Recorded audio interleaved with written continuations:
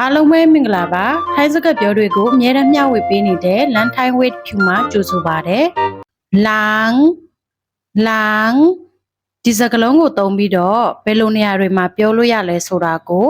ဒီဗီဒီယိုမှာမျှဝေပေးမှာဖြစ်ပါတယ်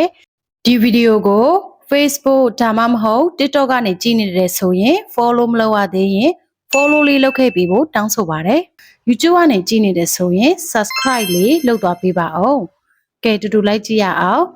လောင်ဆိုတာကဆေးတယ်လို့အဓိပ္ပာယ်ရတယ်ပကံဆေးတယ်ဆိုရင်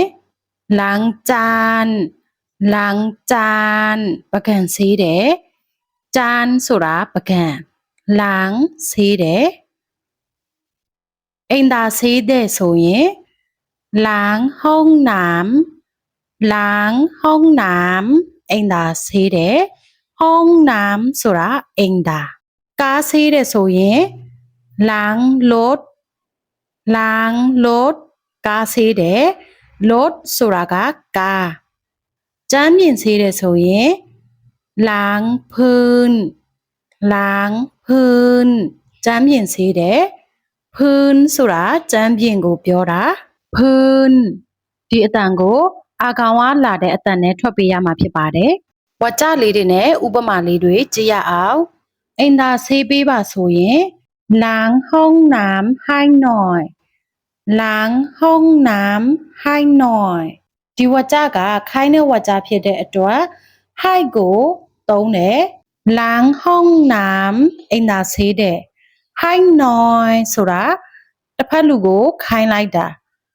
ล้างห้องน้ำให้หน่อยအိမ်သာဆေးပေးပါဒီလိုအဓိပ္ပာယ်ရပါတယ်အိမ်သာဆေးတက်လာလို့မေးလို့ရှိရင်ล้างห้องน้ำเป็นไหมတခုမှတ်ထားရမှာကအမေးဝါကြတွေကိုသုံးမယ်ဆိုရင်မိုင်းလို့ထည့်သုံးရတယ်ล้างห้องน้ำเป็นไหมအိမ်သာဆေးတက်လားเป็นဆိုတာတက်တာကိုပြောတာเป็นไหมဆိုရင်တက်လားล้างห้องน้ำเป็นไหมအိမ်သာဆေးတက်လားထို့နည်းတူစွာပဲဒီစာကြောင်းတွေကိုသုံးသလိုပဲတခြားစကားလုံးတွေနဲ့သုံးမယ်ဆိုရင်လည်းဒီတိုင်းပဲအစားထိုးပြီးတော့သုံးပေးလို့ရပါတယ်ล้างรถဆိုတာကကားဆေးတယ်ကိုကကားဆေးခိုင်းမယ်ဆိုရင်ล้างรถให้หน่อยကားဆေးပေးပါ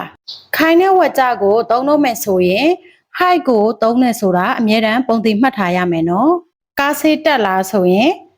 ล้างรถเป็นไหมကားဆေးတက်လားဒီလိုလေးတွေပဲကိုကတခြားသောစကားလုံးလေးတွေကိုလည်းအစားထိုးပြီးတော့မှ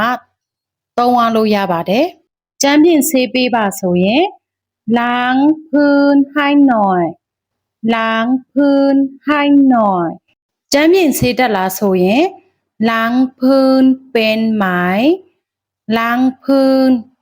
ไหมတက်တယ်ဆိုရင်เป็นค่ะတက်တယ်ပေါ့မတက်ဘူးဆိုရင်ไม่เป็นဒီလိုဖြည့်ပေးလို့ရပါတယ်ဒီနေ့ဗီဒီယိုကတော့ဒီလောက်ပါပဲနားလည်မယ်လို့မျှော်လင့်ပါတယ်